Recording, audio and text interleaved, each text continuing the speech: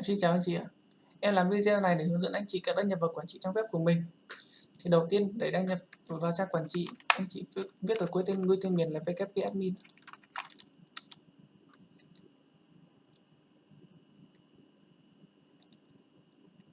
Tài khoản đăng nhập thì em sẽ gửi lại cho anh chị sau. Bắt đầu chúng ta tiến hành đăng nhập vào trang quản trị. Đầu tiên em sẽ hướng dẫn anh chị cách đăng lên một bài viết trên trang web của mình. Em sẽ ví dụ đăng một bài tin tức, tất cả bài viết này, tất cả bài viết này. Đây là tất cả bài viết của anh chị trên trang web đã được đăng lên rồi đấy. Đó chính là tin tức đây ạ. Em sẽ hướng dẫn anh chị cách viết một bài viết mới, và cũng giống như là phần đó thì phần đó là phần chỉnh sửa. Chỉ cho là phần viết bài mới.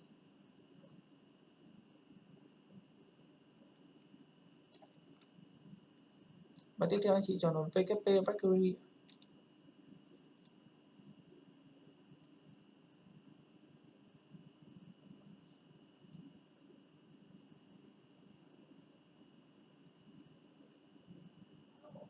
Đây chính là giao diện đăng bài viết của mình nhé. Em sẽ ví dụ một bài viết cho anh chị ạ. Em ví dụ bài viết đầu thứ hai này. Đây là giao diện của bài viết này. Đây là tiêu đề của bài viết. Anh chị chọn phần thêm tiêu đề này. Tiếp theo là đây là nội dung của bài viết. Anh chị chọn phần nội dung. Ở phần nội dung bài viết anh chị muốn đăng các ảnh của bài viết trên bài viết lên thì anh chị chọn phần thêm media để đăng ảnh. Ở phần thư viện này chỉ đây tất cả các hình ảnh mà em đã đăng lên trên web của chị ạ, anh chị ạ. Anh chị muốn tải một hình ảnh mới lên thì anh chị chọn phần tải tập tin. Chọn tập tin. Và đây là anh chị chọn các hình ảnh trên máy anh chị open lên, thế là chọn hình ảnh open lên, thế là xong. Sau khi tải tập tin lên thì anh chị chọn hình ảnh đó. Em sẽ ví dụ hình ảnh này nhé. Em ấn vào chèn bài viết.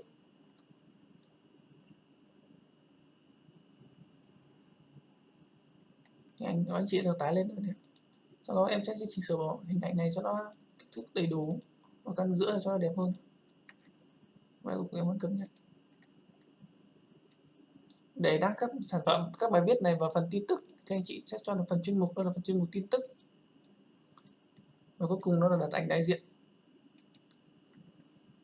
Ảnh đại diện cho bài viết đây ạ. Em sẽ ví dụ hình ảnh này mà đặt ảnh đại diện. Sau khi anh chị viết nội dung cho nó xong thì anh chị ấn đăng bài viết để hoàn thành. Thì bài viết sẽ được đưa lên trên web ạ.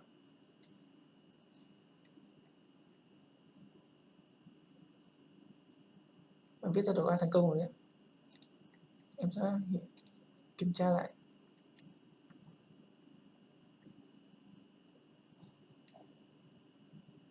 Đây, bài viết đã được đăng thành công rồi.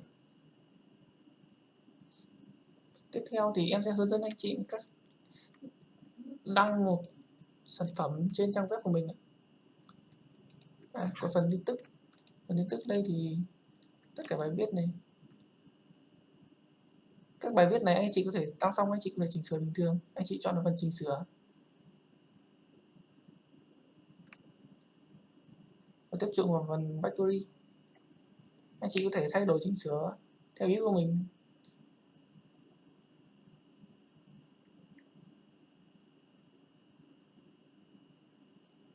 Anh chị có thể thay đổi cái chỉnh sửa nội dung của bài viết của mình đã được đăng lên. Sau đó sau khi tất cả hoàn thành xong thì anh chị chọn vào phần ấn cập nhật là xong rồi đấy.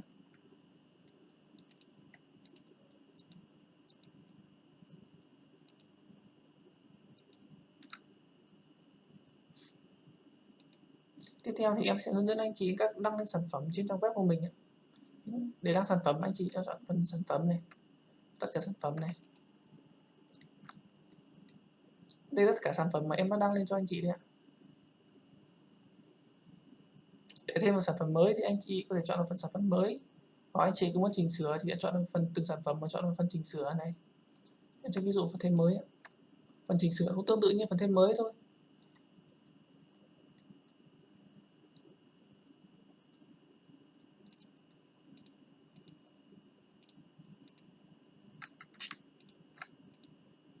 xem ví dụ sản phẩm này đi. Đây là hình ảnh của sản phẩm này, đây là tên của sản phẩm này, đây là tên sản phẩm này. Tiếp theo là em sẽ để nội dung của sản phẩm này, các thông số, các thông tin chi tiết về sản phẩm này. Tiếp theo sẽ là phần giá của sản phẩm. Đây là giá bán thường, ví dụ là 200.000. Còn giá khuyến mãi sẽ ít hơn giá bán thường là 180.000. Tất cả đều là Việt Nam đồng hết. Tiếp theo thì anh chị chọn phần danh mục sản phẩm. Anh chị muốn để sản phẩm bìm Nature thì anh chị chọn phần bìm, hoặc là còn anh chị muốn cho lên vào sản phẩm mới nhất với sản phẩm nổi bật, anh chị chọn phần này. Cuối cùng là thiết lập ảnh cho sản phẩm. Anh chị có thể tải cái ảnh mới lên hoặc là chọn những hình ảnh đã được tải lên rồi. Em sẽ ví dụ hình ảnh này vẫn là thêm thiết lập sản phẩm. Sau khi chọn xong thì anh chị ấn đăng, thế là sản phẩm đã thành công rồi đây.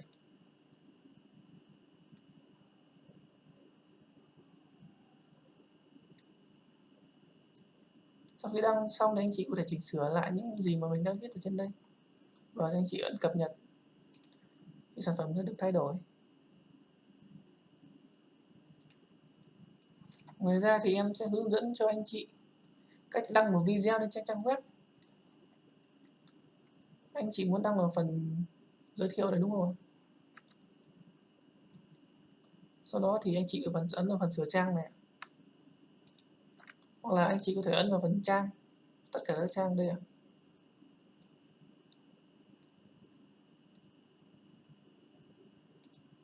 Đây là giao diện của sửa trang này. Anh chị chọn vào phần trang giới thiệu, ấn chỉnh sửa, nó sẽ vào phần sửa trang này thôi. Anh chị muốn, ví dụ như anh chị muốn đăng một video lên thì anh chị hướng dẫn anh chị ấn nút cộng này, anh chị sẽ chọn phần text block này, anh chị chọn phần văn bản này.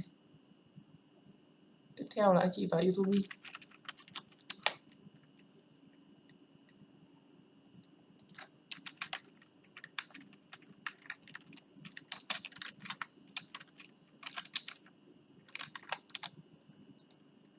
Em sẽ ví dụ một cái video đây. Để đăng một video này lên trên trang web của mình, anh chị ấn vào phần chia sẻ này, chọn phần nhúng này,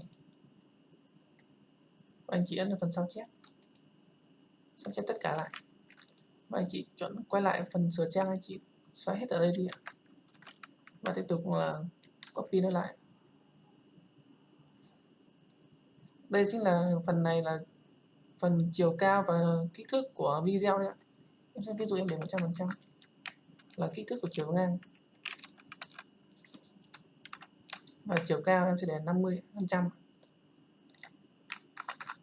không phải 500% mà 500 nữa. Sau khi thành xong thì anh chị ấn save lại.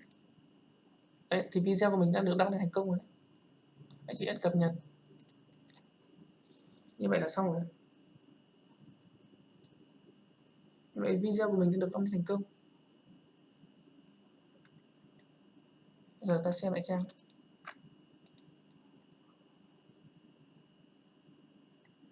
Đây là video được đăng lên rồi đấy. Anh chị bắt đầu video từ YouTube ở đây. Còn sửa phần chữ ở đây thì anh chị chọn vào phần edit này, và chọn phần edit text block này, và anh chị thay đổi các chữ văn bản ở đây thôi.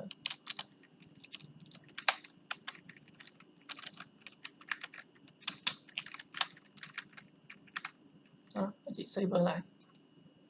Sau khi save lại xong thì anh chị ấn cập nhật thì nó đã được đưa trang web của anh chị rồi đấy ạ.